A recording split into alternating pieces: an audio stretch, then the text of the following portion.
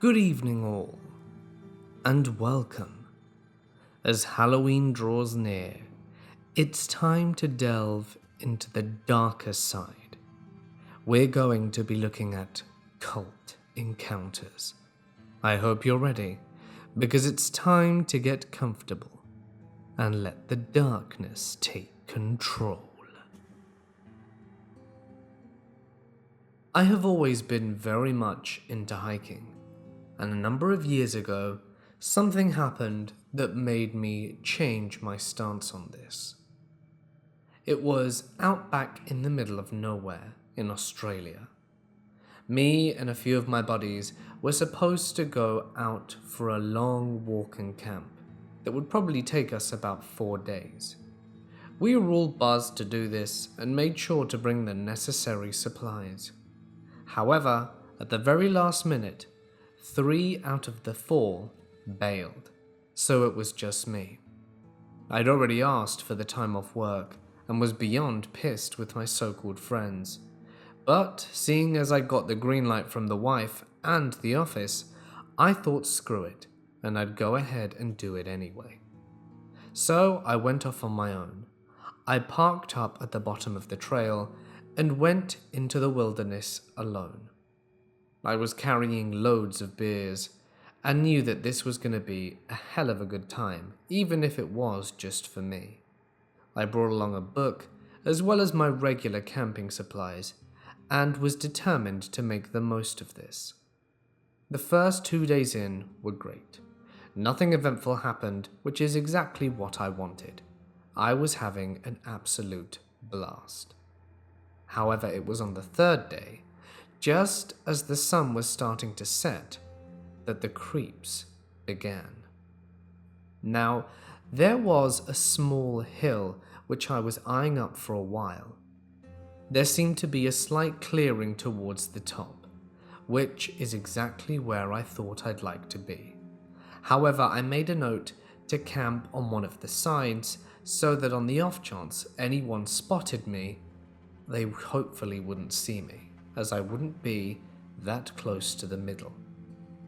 I went up and it wasn't anywhere near as big as I had intended, so I looked around and found a slightly better clearing a bit further down the hill.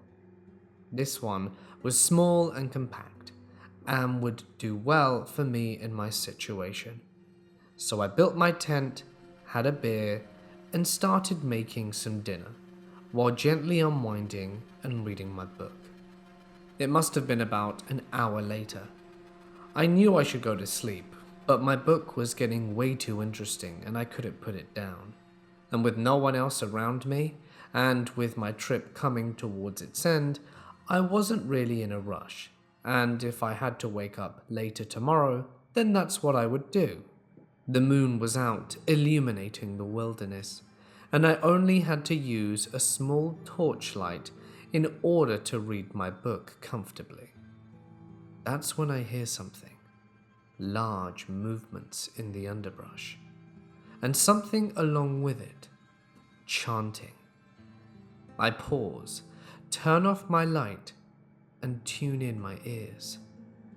There's definitely talking, chanting, wailing. I was starting to get very freaked out at this point. What the hell is going on in these woods? Bear in mind that I have walked for 2 days in the Australian outback. I am quite literally in the middle of nowhere, and am probably as isolated as I've ever been in my entire life, or so I thought. I listen attentively, looking around to see if by the light of the moon I can see something. I look up towards the moon, and it's then that I notice that it's a full moon. I'm not sure if this has anything to do with what happened, but it was a full moon. I listen, and they are definitely drawing closer. I look, and they are seemingly going up towards the hill. At this point, I give myself a mental pat on the back for not camping up there, as they would have clearly come across me. Just as the noise is reaching a crescendo, do I hear something I rather would have missed. "Look down there! A tent!" The chanting seemed to come to a complete halt, as someone had spotted my tent a little further down the hill. At this point, I'm about bricking it. I knew that if they found me, well, I wasn't sure what would happen. All that I know is that I didn't want to be found. I sit there in silence, pretending I'm not there, hiding in my sleeping bag for added protection. Just like when I was 8 years old, perhaps if I covered my eyes, they wouldn't find me, I thought to myself. That's when I heard movement. They were coming down to investigate. The whole group had seemingly stopped. I ducked down, quickly, quietly. One of the guys came down to my tent, got the zipper, and started fiddling with it. It was just down enough, and dark enough, mind you, that I don't think anyone else could see into my tent.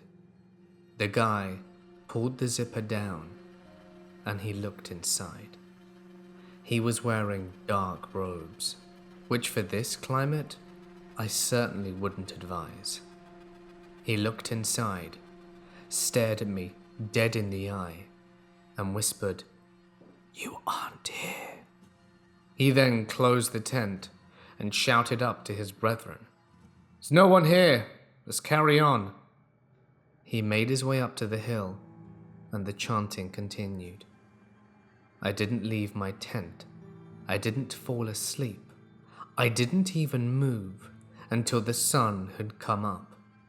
When it did, I quietly packed everything away and fled.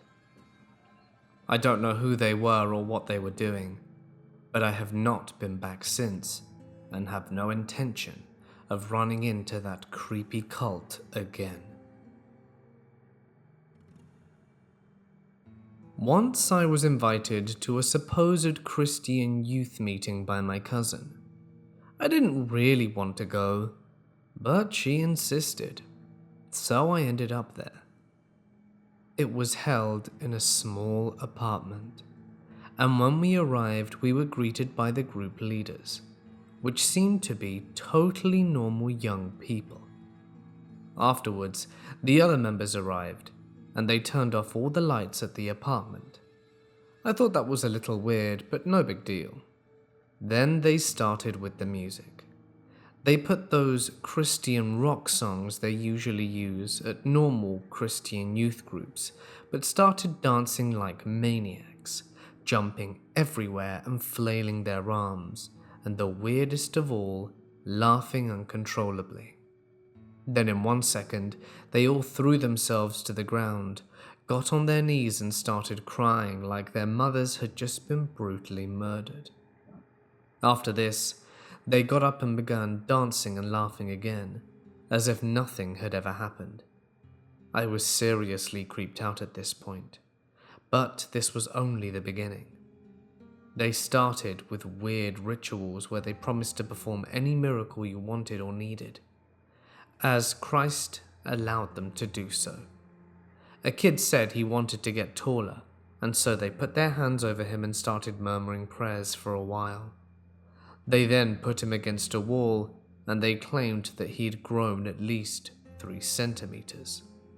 He believed them, like seriously believed them. Later they claimed they could turn water into wine and grabbed a bottle of water, put their hands on top, and prayed again. The water didn't change at all, but they all drank from it and claimed it tasted like wine, and said they were getting drunk from it, while laughing hysterically. Finally, the reunion ended, and they continued being normal, just like they were before, as if nothing happened. I left, and when they tried contacting me again, I ignored them. I was 9 years old or so, too young to have a say, and the minister convinced my mother that I was possessed, and she brought me to his house so that he and his wife could cast out the demon. They had me sit in this chair in this tiny room, covered in crosses and incense that made me feel nauseous, and began chanting at me, telling my mother that they were speaking in tongues, and I was getting scared. I begged my mother to let me go home because they were frightening me, and they kicked her out of the room, telling her that that meant the demon wanted to leave because it was working. They told her not to worry if I started screaming. So at this point, I'm actually terrified. They strapped me to the chair and splashed me with holy water, which was absolutely freezing, and I kind of yelped when they did that, and that was another sign that it was working. This went on for about an hour to hour and a half, and to be honest, I was so scared and upset, I just cried for the last 40 minutes or so.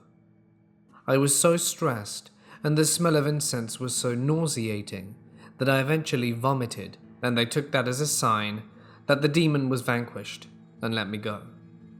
It didn't occur to me until I told someone else about it as a teenager how bizarre and traumatizing that was to a 9-year-old.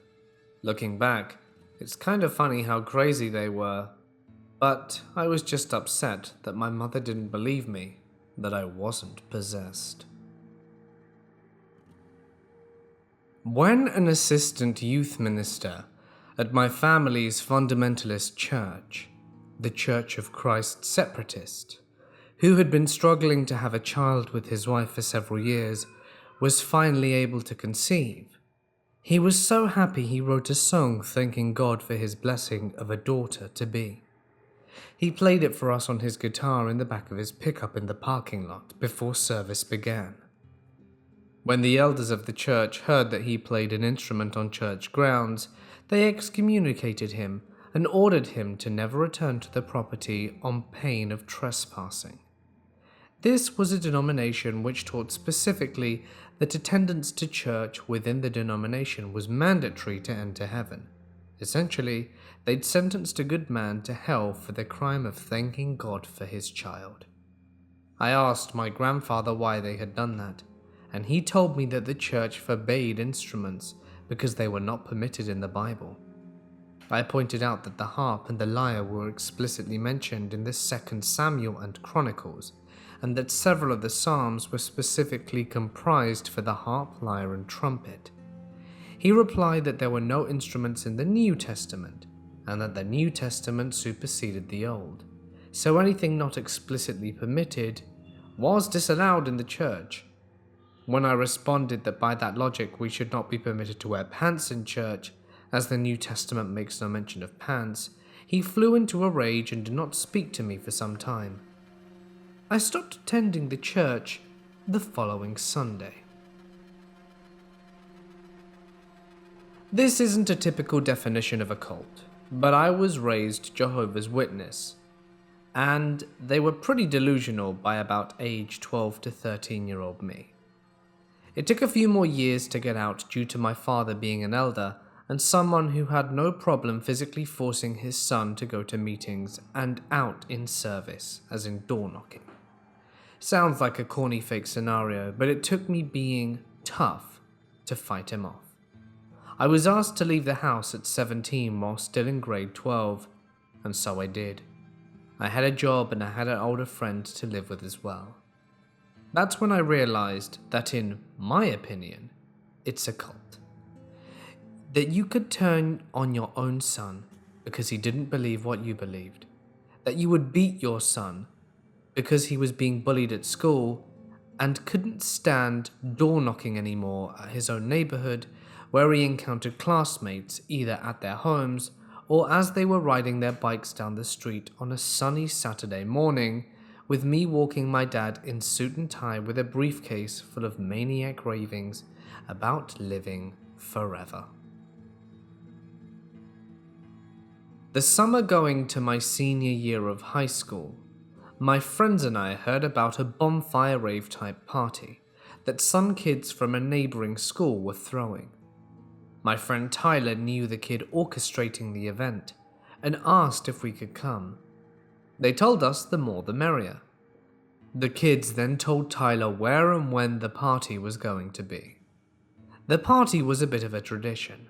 The seniors of the school had thrown the party at the same location in the middle of the woods near a national forest, in our area for the past few years. It was a sort of big deal. People would bring brews, drugs, and have a bonfire rave type party before senior year started. My group of friends were very excited to be going because we'd heard older kids from our school talk about how much fun it was going to be, and that many kids from neighboring schools would be there too, not just kids from the host school. The only problem was, we would have to go in separate groups. I had to work late, and Tyler did as well, as did one of our other friends, James. The day came and our big group of friends met up with the hosts of the events and followed them out there. They said it was pretty easy to find, but could see how someone could get lost as there were many 2-track turns that they had to go on, and if you missed one, you weren't going to make it to the location. I noted that and picked Tyler up after work. We waited for James to get out of work and headed out to the party at around 8 p.m.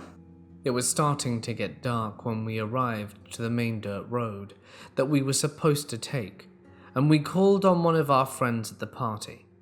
He gave us some vague directions as he was drunk and slurring his words. We got the gist of what he was saying and took off. After about 40 minutes of driving in the woods, we decided to call again and asked what we should be looking for. Our friend picked up, but he was too far gone. Luckily, a kid who had his wits about him took the phone and started talking to us. He asked if we were near the river. We had just crossed over it, and I told him that. He said that we were too far if we crossed the river, and should turn around and head back to the beginning, as we probably missed the very first turn in the darkness. We turned around and were heading back, but since I'm bad with directions, we made another wrong turn. But I thought we'd made it, as I saw a bright light up ahead. It looked like a bonfire, but was a lot smaller than I thought it would be. As we approached it, I noticed there was no clearing, as the host mentioned, where we could park our cars. There was also only one visible car, a big truck. I turned my lights off and used my parking lights as a source of visibility, because I was a little creeped out. Tyler and James asked if I was being a pussy, and told me to hurry up as they wanted to party. We got close, as I only saw a few people, maybe 5 or 6, and they all looked towards us. I parked the car, turned off the engine, and started to gather my drinks when James said, "The hell? They wearing robes?" A few of the people stood up, and it did indeed look like they were wearing black hooded robes. I was really worried at this point. It looked like we'd stumbled upon a cult in the middle of one of their meetings. The group of people started moving towards my truck. That's when I bitched out, turned on the car and got the hell out of there. I got my little Ranger turned around and was going as fast as I could to get away from the group of people. I thought we were good, but after a little while I saw headlights coming up behind us.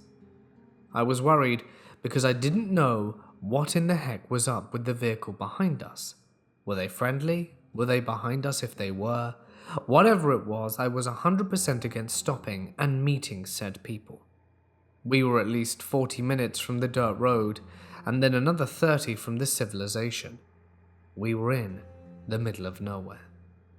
The car was gaining on us, when all of a sudden it was black.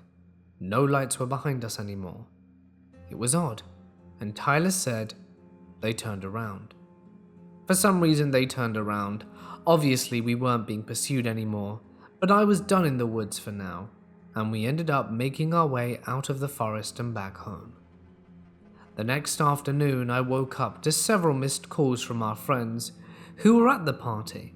They left messages and several texts, and I told them I would explain everything when we were together again, because the story was so crazy and long texting, and a phone call would take up way too much time. They didn't believe me when I told them what happened. Even after asking Tyler and James, they still wouldn't believe us. They thought we were making the whole thing up, but unfortunately we weren't.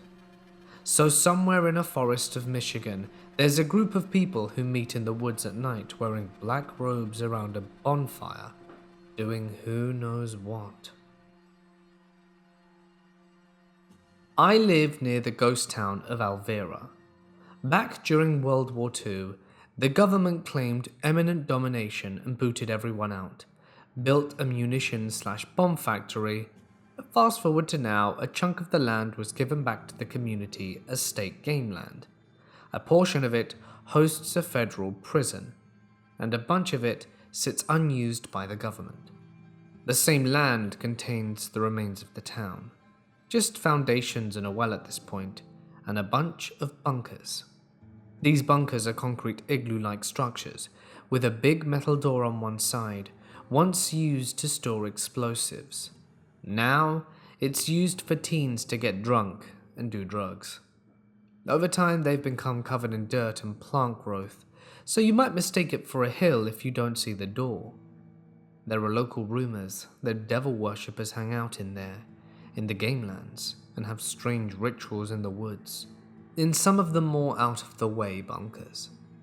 I never believed these because every town has a place where there are devil worshipper rumors.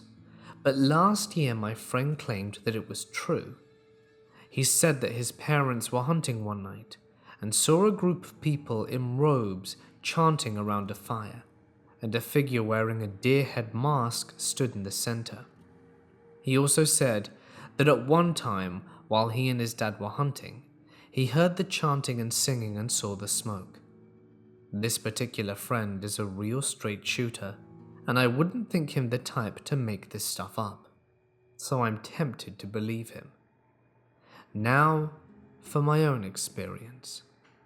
When I was in high school, myself and about 5 friends were all having an all-nighter at my house in the summer, playing manhunt in the woods, shooting each other with airsoft guns, the usual. At night, we all went out with flashlights in the woods, because of course that's what you have to do. The woods around my house are all the same woods as the game lands, and there are only 2 properties between mine and the game lands. We saw an orange light through the woods, and I was pretty sure that there wasn't a house there. My friend said that it was the devil worshippers, and began trying to freak us out. I didn't believe in them, and even if I did, I knew that it wasn't that, but I played along to scare everyone. We went on a quest to find the devil worshippers and went towards the light.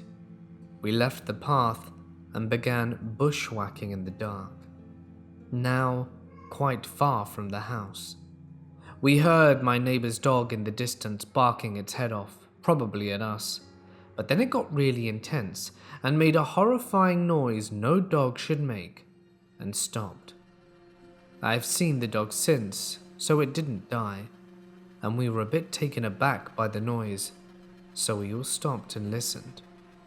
In the dark, from just beyond the reach of our lights, we heard footsteps, bipedal crunching footsteps. Not a squirrel in the brush, nor a deer crashing through the bushes, but a clear crunch, crunch, crunch, crunch of the leaves.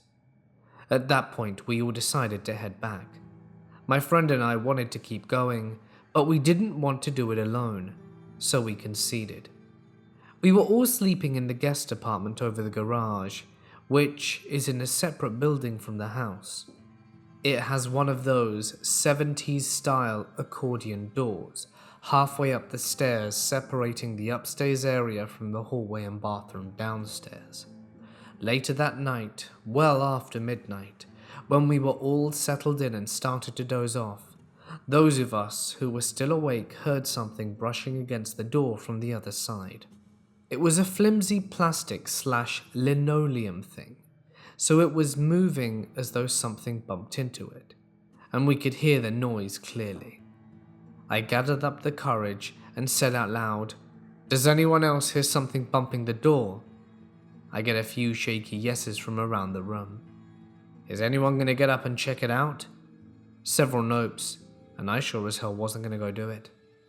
It went away after a few minutes, and then we fell asleep, somehow. So this happened to me about 12 years ago. Back then, it wasn't strange for kids my age to venture outside to the mountains in groups to explore, hunt for lizards, or just stroll on our bikes.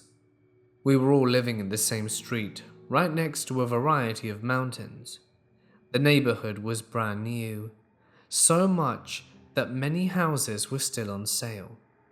So there were lots of weird animals on the mountains. Big lizards with blue tongues, big bugs, snakes, rabbits. It was super exciting for kids like us to explore this kind of place. I could say that part of my childhood was like living in a Legend of Zelda game. I have a lot of stories about that time, but this is the only one that I recall that we found something disturbing. Everything began pretty much as usual. A bunch of kids on their bikes passing through hills and big fields. We knew how far was too far for us. After all, there were no houses or roads ahead, and once you turn around and barely see any house behind, then you knew you were just too far. But that day we felt bold, and were many, and wanted to see what was further ahead. So we did. After a while of rolling, we ended up in the middle of nowhere with no water, starting to feel the infamous Mexican heat. So we decided to go back. After a while, we saw a small house in the distance. Pretty weird, we thought, since we were pretty much in nowhere land, but we still felt relieved. We headed into the house's direction to ask for some water. But the closer we got, the more obvious it got that it wasn't a house, it was a mausoleum. And the place was basically in a small graveyard, dotted with wooden crosses across the dry land. This was an extremely small little cemetery, with no roads leading to it, with only a few tombs, and of course the mausoleum in the heart of it. We got curious, and we also knew we'd never have another chance like this again. Usually, these kind of graveyards are for families of the deceased. If we tried to enter any other one, we would get kicked out. Perhaps the people or family who owned this have all since passed away. Anyway, we start looking at the graves, the names, the dates. They were all pretty old. And after a little while, we go to one particular grave. This one took our breath away. It had a dog skeleton perfectly assembled on the top of the tomb, extended as if the dog was hugging the spot. The bones were dry with no blood in sight, except for a black and yellow stain on the bones, next to where there were a lot of black candles, bottled with a lot of liquid, and lots of crazy symbols marked on the tomb. We knew this had to be witchcraft, but we were kids and didn't want to get scared by that sort of stuff. I'm not gonna lie, growing out in Mexico makes you tough. I'm the kind of guy who won't even flinch at the Six Flag Halloween haunted houses in Anaheim. I even laugh from time to time walking by them. So after a while of talking and making fun of the graves, it got dark. It was a bit late, and we began to pack our things to go home.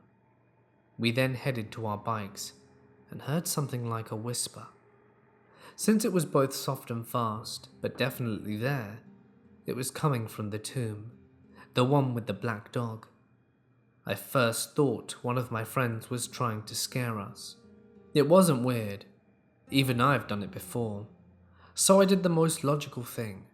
I started counting my friends to find out who was missing in the crowd, since it surely had to be that guy, and we knew that they'd be hiding next to the tomb. Or so I thought. I remember I counted all of them. I thought I'd messed up somehow, and I counted again. We're all here, I thought. Maybe it's some junkie trying to sneak up on us. So we all go to see the tomb one last time. There's nothing of interest there, and at that moment it was almost dark, and we were getting scared. That's when one of my friends says, "Hey, did you all see that hole on the back of the grave?" When we all look at the back of the grave, I bet they all just about crapped themselves as much as I did. There was a huge hole, one big enough to stick your hand right into. And as I looked inside, I went pale. There were bones inside the hole. Not your usual chicken bones, no, big bones. That's when I felt a cold wind coming from inside the hole. We all ran and never went back. A while later, I heard from one of my buddies that the entire area was dug up to make new houses. One afternoon in college, my friend and I decided to use the bathroom before heading to our 4-hour class. We'd just finished eating lunch and didn't have time to get back to our room to use our own bathroom, so we had to use one of the public ones. When we first walked in, the bathroom was completely empty. No one in the stalls and no one washing their hands. Being the only two there, I rested my backpack and jacket on the ledge of the window outside the stall to avoid taking it in with me. I then went into the stall with my friend next to me. About a minute later, the door opened to the bathroom, and what sounded like a group of people walked in, but they didn't enter the stalls. I finished up and then left to wash my hands. I walked out of my stall, and there were a group of 4 young women blocking 3 of the sinks, all looking remotely the same. They were all wearing black, had the same jacket and similar skirts, and what appeared to be tote bags, all black, and the same bun hairstyle. The only difference were their heights. As I apprehensively approached the sinks, I made eye contact with one of them through the mirror. As I got closer, they all began looking at each other. I didn't want to make a scene or start any trouble, especially with my friend still in the stall, so I casually started to wash my hands in the sink. I started to feel my fight or flight kick in, as if my instinct knew something I didn't. I made sure to watch them through the corner of my eye in case they decided to pull anything. To remind you, we were in a university bathroom. This situation was very out of place, and I started to notice that 2 of them began to put their hands in either their pockets and their bag, and then withdrew them as if they were holding onto something. I felt them intensely staring at me through the mirror, but I avoided looking at them directly. The 2 with their hands in their pockets and bag looked as though they were about to take whatever they had their hand in out, but just in time, my friend left the stall. They both looked at each other, hesitated for a moment, and then take their hands out their pockets and bag, empty. I turn around to switch places with my friend at the sink, and there's an unnerving silence in the bathroom as my friend and I exchange looks. We notice the other 2 girls in the group are discreetly holding onto an odd white box of a medium size. One of them handed the box to another and quickly runs out the bathroom, leaving the 3 of us still with them. While I grabbed my stuff, my friend left me alone with them, and they began to turn to me again, but this time I was all set to leave and ran out as someone else came into the bathroom. I have yet to run into them again and would like to keep it this way. Creepy cult girls. My family grew up quasi-religious. By that I mean that my mum would sometimes take me to church, but most Sundays we would just lounge around doing nothing. I think it's safe to say that she was a practicing Christian only when it convenienced her. No offense, Mum. If she was feeling down, she might go to church for a bit of a spiritual pick-me-up. But these occasions were too few and far between, and even less so when she'd ask me to come with them. Now, I never had a problem going, and as a teenager, I was asking myself all these questions about life and death. It was one sunny Sunday afternoon where she asked if I wanted to go with her. Being the only 3 of my siblings remotely interested, I'd said I'd go. I didn't mind sitting at the back, listening, and using this time to think about life, death, and the possibility of an afterlife, as I'm sure many of us had pondered on it at least once in our lives. It was that curiosity that caused this chain of events. I had just joined a new school, and there was a kid in one of my classes that I got along really well with. We were on a school trip, and he offered me some of his candy. I gladly accepted, having a huge sweet tooth, and we got to chatting. Through one reason or another, the topic of religion came up, and he told me that he goes to a group, but that it's mostly just having fun with people our age, and talks about religion after. Now, as a teenager with not many friends, this certainly seemed like a cool new way to meet people and to do some fun stuff. After asking him about it, even though we didn't live very near, he said his family were more than willing to pick me up and take me to the meetings as well as drop me off. This was almost too good to be true. It was at least 40 minutes out their way, minimum, there and back. Why were they being so nice? I really should have seen this as the first red flag. But a few weeks later, I gladly went along with them. And you know what? It was pretty fun. We had an activity where we had to make a boat out of raw materials and then try and float it out onto the water. We couldn't make a seaworthy vessel, but that's not the point. I still had a good old time with my friends and some of the new friends I made at this place. They all seemed like regular kids, and I was really getting along well. After that, we went into this hall and started talking about the Bible.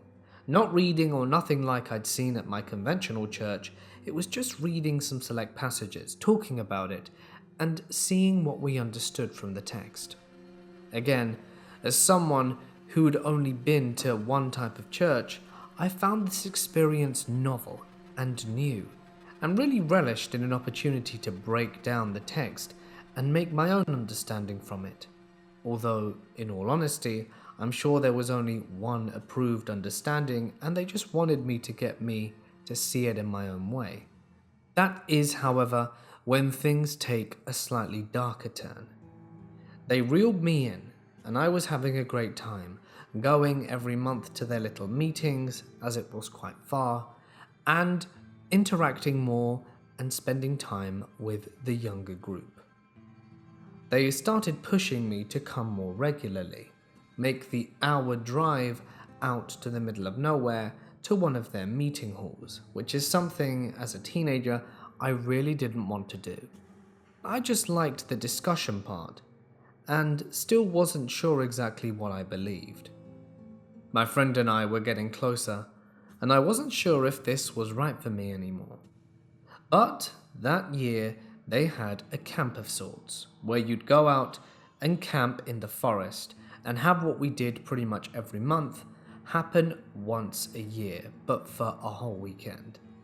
It sounded like fun, even though I was feeling tentative, so I went along with them. It was a good time, but the religion was being very pushy. They kept asking about beliefs and wanting me to really join them, even have a baptism and renounce my old faith. It started to become overwhelming, and I wasn't really sure what I should do. There was another guy who I spoke to within the sermons who had a similar outlook as me. He wasn't entirely sure if he bought into it, but he liked going along and having fun with his family. But he was conflicted, in the same way I was.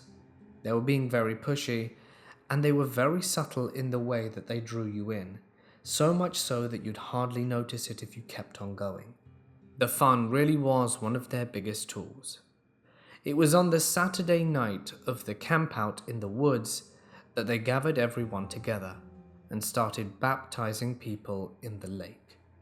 Now, everyone was asked to wear these white robes, and they started baptizing us, telling us that we were going to renounce our old faith in order to have this one. But it wasn't even like something you could select. You were there and expected to do it, with no prompting or anything. I wish I would have said no, and I'm ashamed to admit it, but then I was feeling weak, and like a sheep, just followed on and did what I was told. They put my whole body underwater, said something while I was under, pulled me out, and I was allegedly a new man. Not that I believed it, but even so. Now that I was baptized, though, it started to get more intense. The pressure to come more regularly was tenfold. The fun had completely stopped.